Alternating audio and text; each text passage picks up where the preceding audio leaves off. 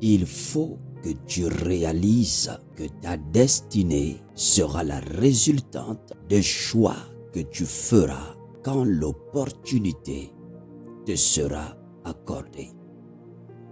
Il faut que tu réalises que ta destinée sera la résultante du choix que tu feras quand l'opportunité te sera accordée.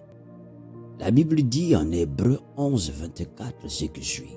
C'est par la foi que Moïse, devenu grand, refusa d'être appelé fils de la fille de Pharaon.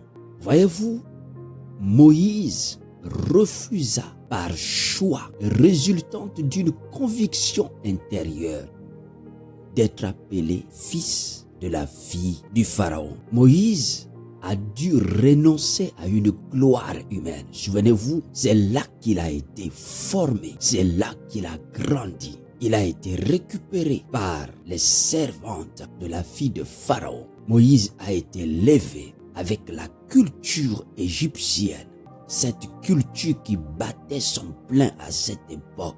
Alors Moïse refuse plus tard d'être appelé fils du Pharaon. Il renonce à la gloire humaine. Il renonce au trône d'Égypte avec tous les avantages, voyez-vous, qui s'y rattachent. Il accepte d'être maltraité avec le peuple de Dieu. Je voudrais ici dire que le choix de Moïse ne fut pas basé sur des récompenses fictives, des avantages sociaux, des biens matériels, une gloire terrestre, mais plutôt sur une révélation de la parole de Dieu à son égard. Le choix de Moïse était fondé sur une révélation de la parole de Dieu. Je suis en train de dire, tout comme Moïse, nous devrions comprendre que nos choix ne doivent pas être motivés par les choses de la terre.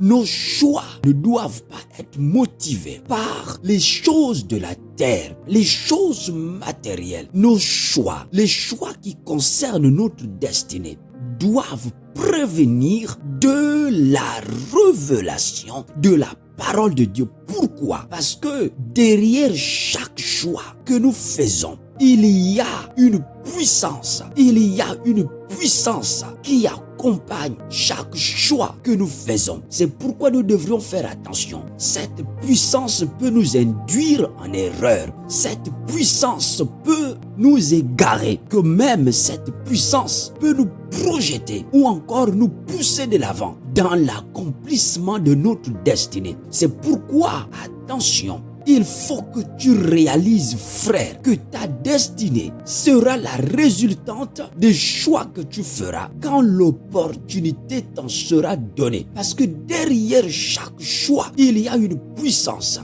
Quelle est la source de motivation de tes choix? Quelle est la source de motivation de tes choix, de tes engagements? C'est le choix qui pousse à l'engagement. Écoute-moi, frère, la source de motivation de tes choix ne doit pas être le matériel, les choses éphémères. Je suis en train de dire un fils du royaume, dans tout ce que vous entreprenez, tout ce qui est en rapport avec votre destinée, votre source de motivation, la puissance qui doit motiver votre capacité à faire les choix doit découler de la révélation de la parole, de ce que la parole de Dieu vous dit. Choisissez en fonction de ce que la parole de Dieu vous dit. Celui qui fait confiance à la parole de Dieu revient toujours, je le dis bien, toujours avec un témoignage. Si vous suivez les raisons humaines, vous allez finir par vous écrouler. C'est pourquoi faites toujours confiance. Ayez toujours pour repère la parole de Dieu dans tout ce que vous entreprenez. Ayez toujours pour repère la révélation de la parole de Dieu. Et cela exige un temps de méditation. Consultez l'Éternel dans tout ce que vous faites, dans vos projets. Consultez l'Éternel dans vos engagements. Consultez toujours l'Éternel. Je suis en train de rappeler à quelqu'un, écoute-moi très bien. Les choix qui engagent ta destinée, fais attention, ne les fais jamais sur la base des choses matérielles. Moïse a refusé d'être appelé fils de la fille de Pharaon. Du fond de son être, Moïse a réalisé qu'il n'était pas un Égyptien. Écoutez, la parole de Dieu nous amène à faire des choix parfois difficiles. Certains choix ne seront pas faciles à faire. Dieu n'a pas prévu, écoutez-moi très bien, dans son royaume que les choses soient faciles, mais plutôt qu'elles soient possibles. Je le reprends. Dieu n'a pas prévu dans son royaume que les choses soient faciles, mais que les choses soient possibles. Il y aura toujours un prix à payer pour toute obéissance. Ne te laisse donc pas décourager par les difficultés apparentes. Sache que notre destinée saura récompenser ta fidélité. Est-ce que tu m'entends? C'est pourquoi les choix qui concernent la destinée sont souvent difficiles. Les choix qui concernent la destinée sont même les choix où les hommes vont te rejeter. Les choix qui concernent la destinée, souvent même tes parents ne sont pas d'accord avec toi. Les choix qui concernent ta destinée, souvent les hommes ne seront pas d'accord avec toi. C'est pourquoi les choix qui concernent la destinée, nombreux sont ceux-là qui passent à côté. Pourquoi? Parce que c'est difficile.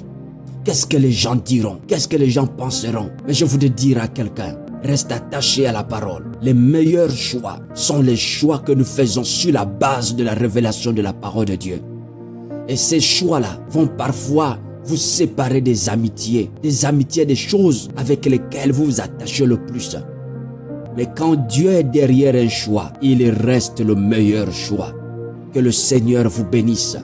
Nous avions voulu partager avec vous aujourd'hui. Il faut que tu comprennes ou que tu réalises que ta destinée sera la résultante des choix que tu feras quand l'opportunité t'en sera donnée. Mais plus loin, nous avions voulu aussi vous amener à comprendre que certains choix ne seront pas faciles à faire. C'est pourquoi il faut comprendre que Dieu ne nous a pas appelés à la facilité. Dieu nous a appelés à avoir un langage qui voit des choses possibles et non faciles. Il n'a jamais dit dans son royaume que les choses seront faciles, mais plutôt que les choses seront possibles. Alors à celui qui a pris la résolution de faire des bons choix, de toujours marcher en fonction de la révélation de la parole, je voudrais m'adresser à toi en te disant, même si c'est difficile, écoute, l'Éternel est avec toi. Ton Dieu saura toujours récompenser ta fidélité. Continue à faire confiance à l'Éternel, même si les hommes t'abandonnent. Dieu, lui, il ne t'abandonnera jamais. Que l'Éternel Dieu te bénisse. Shalom, shalom. C'était le programme Encouragement du jour.